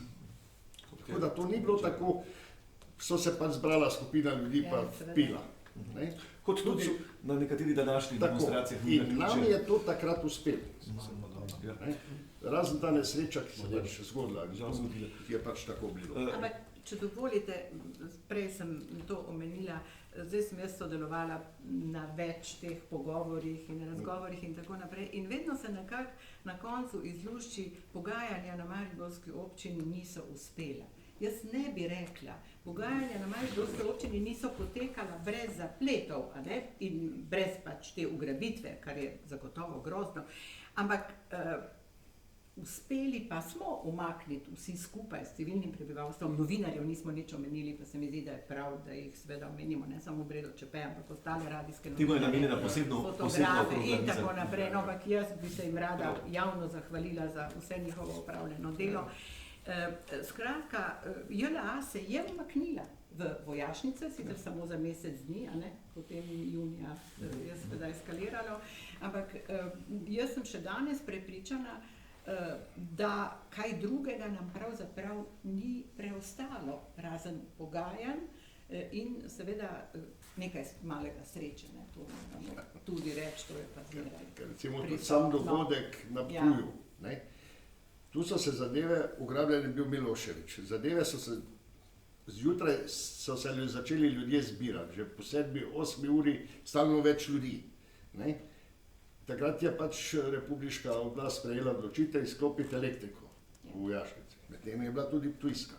Električar gre to delati, ampak če gledamo, če časovno spremljamo, takrat je že tudi soproga Miloševića z odvetnikom šla v vojašnico. So se neke zadeve, zopet smo šli na pogajanja, se je ta incident na Ptuju zgodil. Ne? In to je tudi vplivalo takrat na jugoslovansko armado, ne? Oni pa popoldan spustijo Miloševića. Spustijo Miloševića, se pa zopet zgodi povoženje Šimča. Tako da so se njim tudi, to kar je že Silva prej rekel, problem se je pojavil, enega so malo sanirali, se je pojavil drugo. In dejansko ni potem ostalo drugega, kot da se zadeva tako začne. Če lahko še k temu to dodamo, ne? Mi smo sprejemali odločitve na našem nivoju, ne? Vojaki pa zamikom po naređenju, kot je bilo rečeno. Ja? Ti v Beogradu gledaš z enimi očmi, v Mariboru je pa drugo. Ne? Že tisto na krajevni skupnosti je malo drugače, kot pa na mestni ravni. Ne? Bom jaz samo konkreten primer povedal. Ko smo prišli v Pekre tam po 1 uri, prvi dan, namestnik republiškega sekretarja takrat Milan Domadenik je to v Ljubljani gledal na televiziji, ker so mediji dejansko prenašali. In on mene pokliče prek stalne službe, to je bil pač sistem, jaz nisem imel telefona, ampak radijsko postajo, in me veže. Njegov telefon veže meni na zvezo In pravi, gledam dogodek, zakaj ne bi ti miličnike spustil malo bliže domu obrambne vzgoje. Za neko namestnik niti 1 meter ne moramo več spustiti. Ker on pa tega ni videl, da je tu konc hiš, tu konc ograj, pa polje, mislim, travnik pred domom obrambne vzgoje. V tistem istem mestu ste skozi bili. Ja. Ko je pa eskaliralo, so pa zginili. Ja. In to čez teden dni, to Silvo dobro ve, ko so prišli, ko smo imenovali načelnika uprave in vse skupaj, je namestnik republiškega sekretarja prvo hotel videti, kje sem mu jaz zvezo prekinil. Če sklenemo počasi, še vprašanje za gospoda Kocbeka. Nekaj dni kasneje ste podpisali vabilo na slovesno zaprisego, ki je bila 2. junija. Zdaj, če na kratko pišete, kakšno vzdušje je pravzaprav vladalo, ste tudi takrat še pričakovali karkoli v smislu provokacij v času same prisege? Namreč mi nismo z zaključkom te zgodbe, ko smo zdaj govorili, razumeli, da je konec, ampak to je šele začetek. Tudi jaz sem imel svoje informacije preko republiškega štaba na teh kolegijih in da je padla odločitev, da ni televizijskega prenosa iz Iga, ampak iz Peker, je meni težko padlo. Moram reči, ker mi smo morali celotno ekipo na to pripraviti, sodelovati z RTV-jem, scenaristi, se podrejati njihovim zahtevam, skratka. No in zakaj so imeli naši vojaki zavihane rokave? Jaz sem gledal zagrebško parado, pa mi je bilo malo tuje, ne, ta prestiž, ta bi rekel, vnanjost, napuh, ne. Ampak sem jaz rekel, prišel je čas Švajcarju, takrat je bil z mano, prišel je čas, da zavihamo rokave. Pa to je dobra ideja. Sem rekel, no pa dajmo zavihati proti vsem vojaškim grabilom rokave in zato naši fantje vsi sprašujejo, zakaj imajo zavihane rokave. Ravno zato. Ob kasetofonu doma po noči sem se snemal prisego na kaseto in se poslušal in spet, to da nisem zaspal. Skratka, in dobro je, da je bil ta prenos v Pekrah, ker je bil tudi primernejši kot na Igu, glede na lokacijo, da Pekre so bile primerne za vse in za obkolitev in za tele prenos. Je pa še tale, bi rekel, nihče ni raziskoval teh posttraumatskih učinkov tega. Jaz priznam, sem jih imel. Jaz, ko sem slišal mimo Peker pelati težke kamione, ko so vozili, jer meni so začele roke iti in tisti pager, ki smo ga imeli, ob pasu 24 ur, tako rekoč, ko je zazvonil, je spet bilo isto. Ne. Skratka, čutili so tudi vojaki. Prisega pa je bila, moram reči, veliko dejanje, bil je ves politični zbor tam in moram reči, da smo lahko tudi, s tem so dali tudi oni neko priznanje. Bil pa je na obisku pred prisego pa republiški sekretar Janez Janša, ki nas je pozdravil, podelil tudi te značke enke vsakim, ne. In zakaj imam jaz tudi slab priokus na Pekre, namreč, ta moja civilna obleka, ne. Nihče noče poslušati, zakaj sem se moral preobleči v civilno obleko, ne. In po 10-letnici so me pripadniki ene enote na prvi strani Večera potvorili resnico v tem, da ko je Katalina izdal ukaz, takrat je bila ena civilna družina izpuščena v tistem ukazu od kuharja, ne. In jaz sem potem, kasneje, zapustil, ker Rugina prišel po mene v civilni obleki, jaz se nisem imel časa preoblačiti, po moji oceni, ne. In naj jaz rečem, oni dol počakajte, jaz sem preoblekel. Ker sem prišel od Miloševića, so me imeli že na sprejemu pri Janši za izdajalce in so te značke pometali po tleh. Če ta baraba, ki je vedel, da bomo koljeni, in da pišejo, civilna obleka pomeni na svobodo, uniforma pa smrt. In to še se danes čuti med njimi, da ta presneti Kocbek, kaj se dela finega, pa heroje na rekovajih, on se v civilko obleko, bil je zaščiten, ne vem kaj še vse, in moram reči, da nažalost, ampak jaz sem opravil svojo nalogo, ko so prišli gor, sem vsem rekel ne, in ti telefonski pogovori, ki so opisani, da sem jaz hodil noter, pa ven, so bili naverno izvani. Jaz sem moral pridobivati čas, ker znotraj je tekla akcija, mi smo imeli listo vseh medijev, da jih je treba klicati. Smo jih klicali in ko je rekla gospa županja, ne, mediji, ko sem jaz videl ORF kamero, pa sem videl one, pa tretje, na nasprotnikovi strani jim je padal ti zagon. Oni so videli, da je celo svetovna in domača javnost bo videla, kaj bodo naredili. Posebno za konec, nekateri imajo tudi po 30 letih, ki so bili neposredno udeleženi, gre enak priokus, da se je na nje pozabilo, da nihče ni rekel hvala. Sem slišal pred nedavnim eno opasko na to temo, pa tudi, da napačni ljudje sedijo v prvih vrstah na proslavah. Vem, da ni enostavno to komentirati. Kaj pravite tisti, ki ste bili takrat tam? To drži. To drži, tudi Andrej ve, isto razmišljamo, ali pa podobno. Namreč v drugih državah vojni veterani takšni in drugačni, so vedno v prvi vrsti, potem pa še le vsi ostali. Nas so po domače rečeno poskrili, ne? Pač nekje tam gor po stopnicah smo stali, pač kdo si ki pač prostor najdo, ne?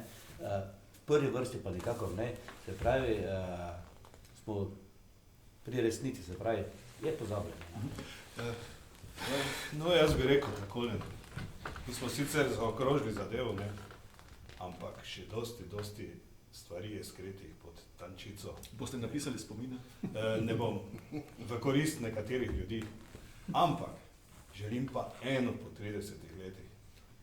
Ne nam, dvema, ki smo doživela hladen tuš v auditoriju Pekerskega doma, ko so vsi ostali dobili pištole, midva pa samo papir,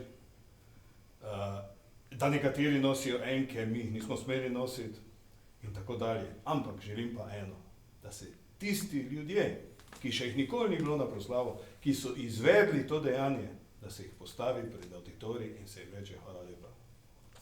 To je ena stvar.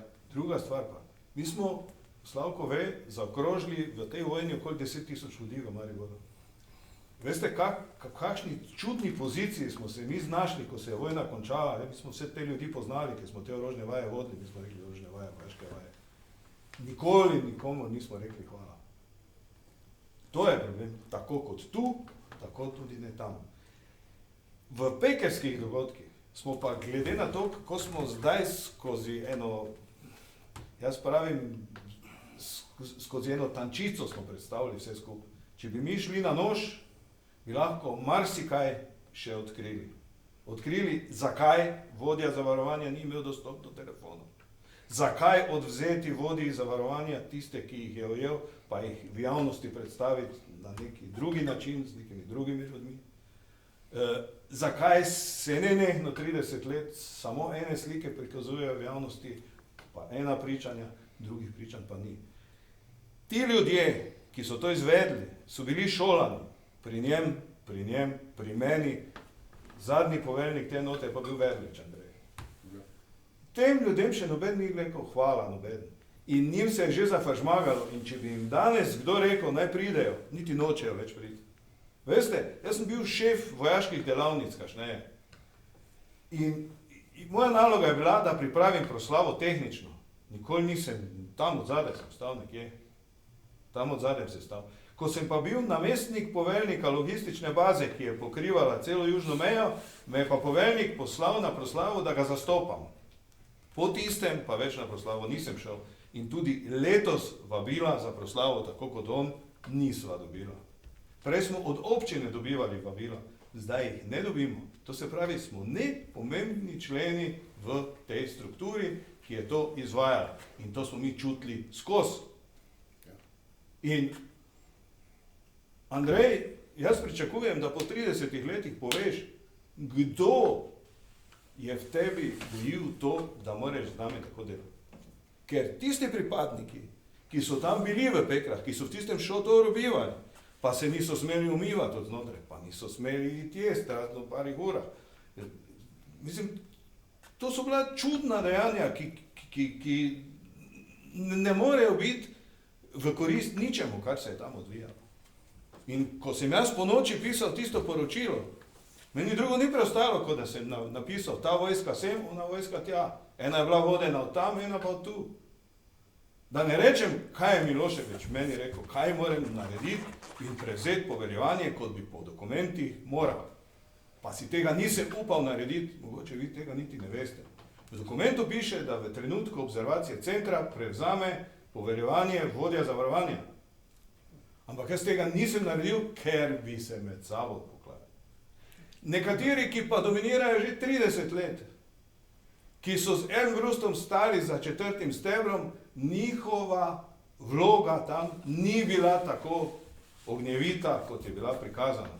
Zdaj je Mariborčan spet pisal, jaz sem Gorana takoj poklical, ko sem prečital to zadevo. Jaz pa nisem prečital. Ja, jaz sem prečital potem zvečer, ko sem prišel domov in vidim, da manjka. Nisem prečital. Zgodba mora imeti uvod, jedro in zaključek. Uvoda ni. To se pravi, kak je do tega prišlo? Tega ni, ker tega ne ve povedati drugi kot jaz in tisti, ki so to izvedli. Brez možnosti telefoniranja. Telefona ni bilo, imeli smo samo pagerje. Radijska postaja nas je rešila. Pa še enkrat nas je radijska postaja rešila, ko sem Gorana dobil, da sem ga omaknil. Vojaki, tisti, ki so poslušali naši, tako, ampak oni, ki so bili še kasne uniforme oblečeni, pa so enostavno so imeli povelje, da dokler BRDM ne zruši rampe, tako dolgo nobenega strela. Ampak problem je bil, da so bili Elmbrusti tudi gor po sobah, iz sob so dol merili, tistih pa jaz nisem mogel imeti pod svojo komando, ker so bili pod drugo. Razumem, boste kaj dodali? Tako. Povedano. Ne. Jaz bi samo povedal, eno simbolno dejanje se je še zgodilo v Pekrah, v zvezi z mojo noto. Mi merimo na njih, oni merijo na nas, ne, kar se tiče vojske.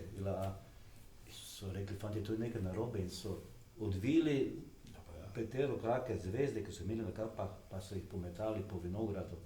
In smo mi dejansko, ko smo zapustili tisti vinograd, Kogl, šli vsi brez zvezd dol v gasilski dom. Tako simbolno dejanje se takrat. Veste, pa še en podatek je važen, če ga k temu dodam, zakaj je za mene bilo še toliko težje. Njegovi vojaki so zvečer dobili orožje v roke. Zvečer so ga dobili. Zjutraj so ga prvič odložili na pisti od zadaj, tam pri tistih plinskih bombah. 120 pušk ali nekaj manj je tam bilo odloženih, brez zavarovanja. Šli na zajtrk, mi smo pa k sreči tam imeli svoj kontejner, ko pride nabiralec gob in mi javi to. Veste, v kakšno pozicijo se človek postavi? Sklepna misel, gospod Kovačič, z vaše strani.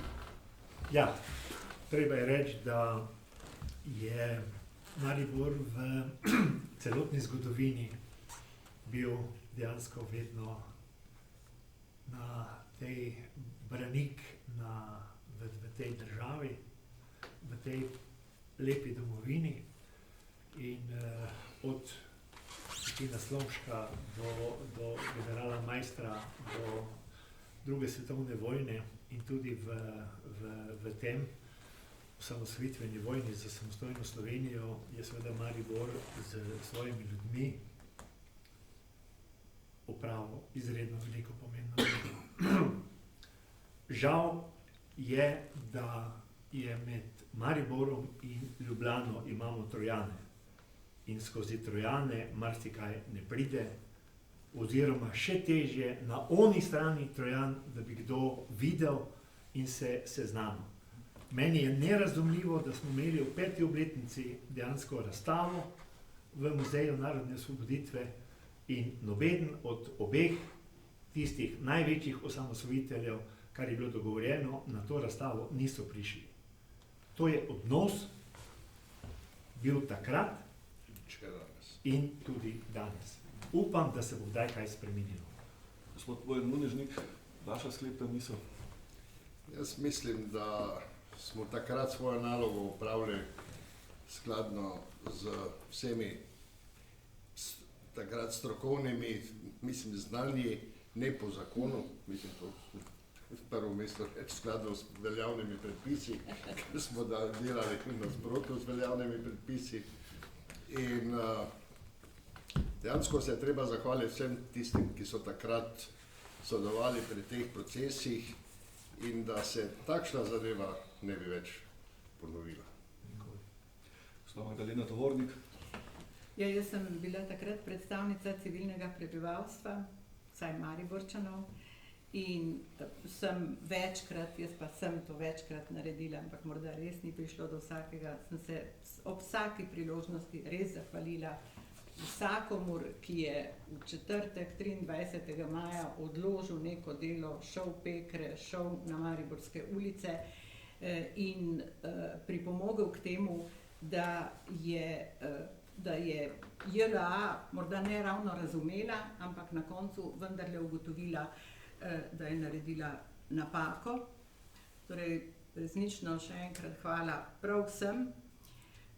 Res je tudi to, da sem jaz pač imela politično funkcijo in ne vem, ali se je kakšna stranka bala, da bom kdaj kandidirala na kakšno drugo funkcijo, kar mi nikoli ni na pamet padlo.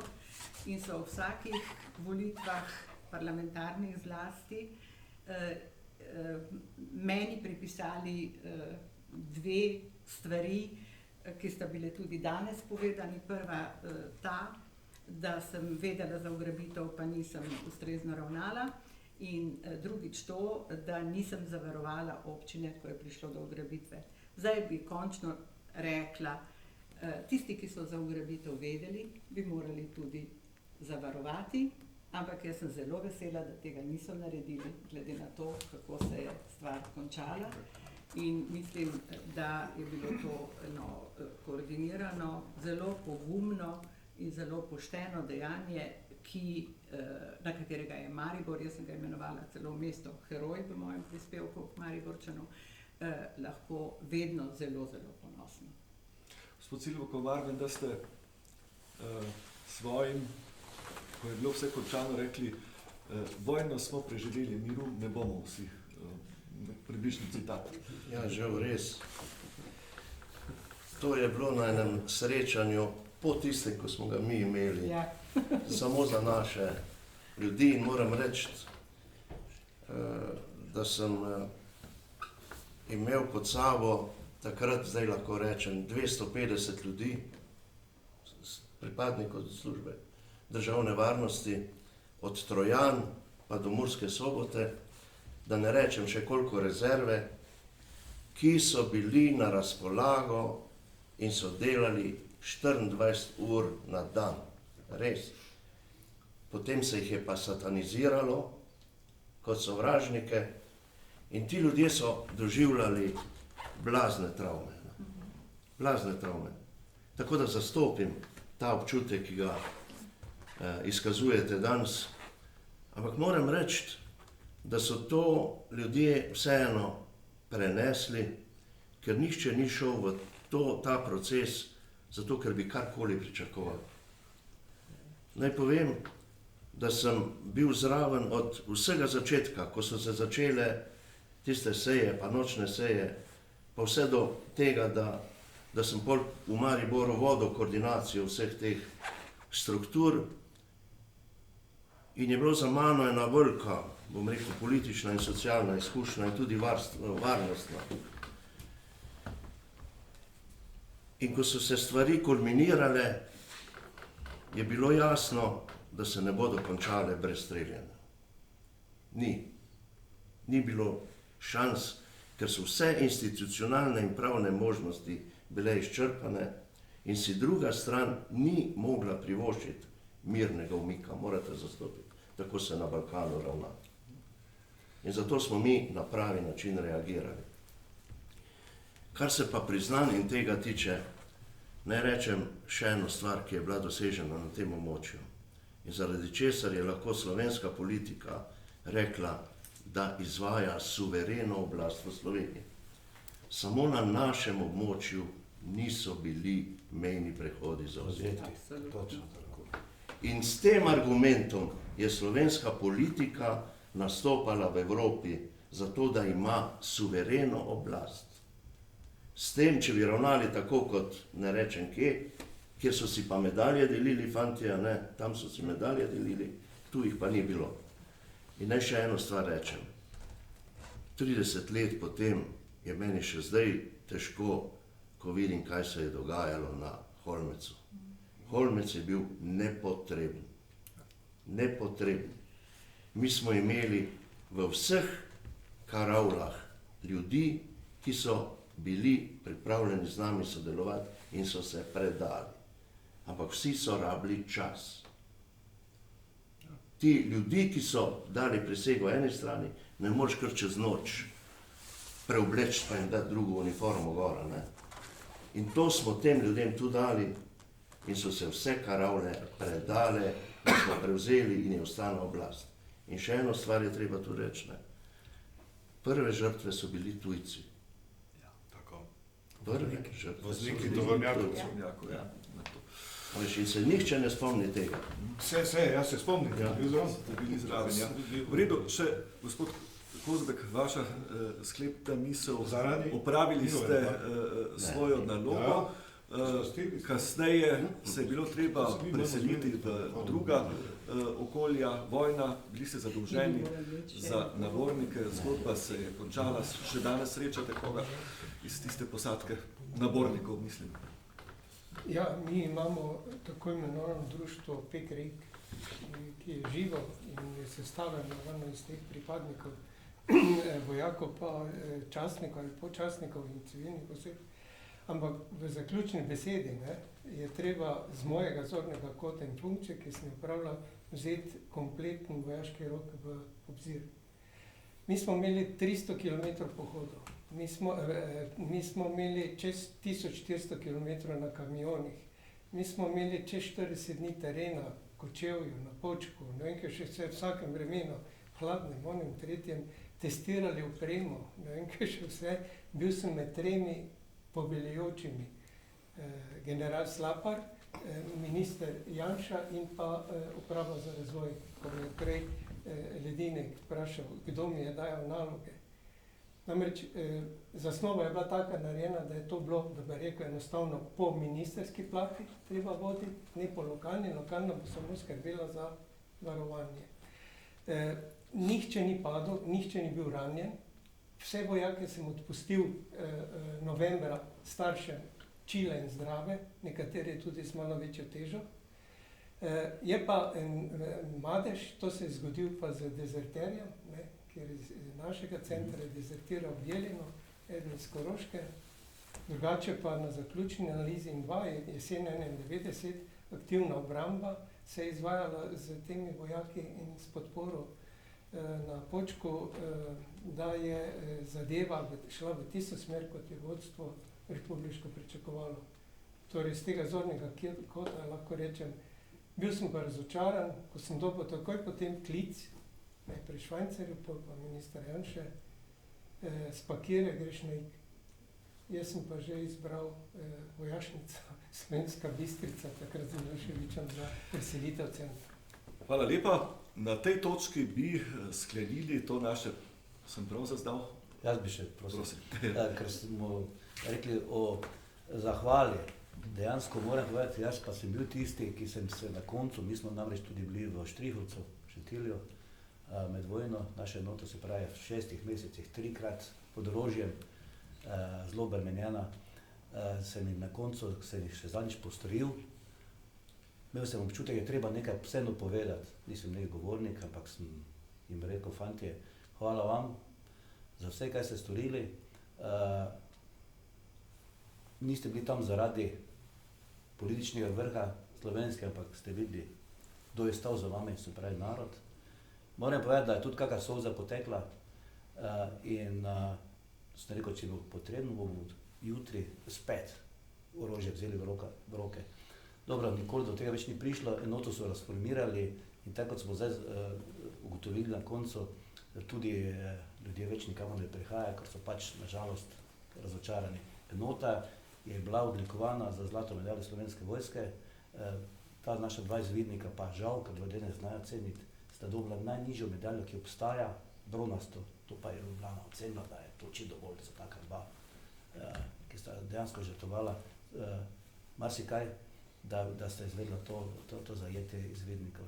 Se pravi, hvala lepa. Hvala lepa. Hvala vsem udeležencem v prepričanju, da smo praktično razkrili morda kaj doslej neznanega.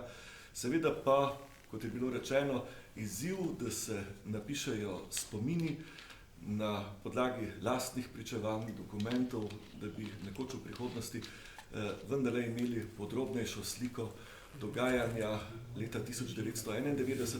Prav zato tudi še dve omizji, ki boste sledili.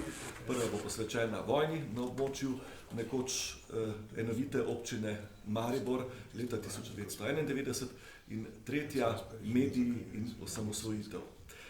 Hvala, ker ste spremljali dogodek v organizaciji Mariborske knjižnice. Hvala lepa za povabilo.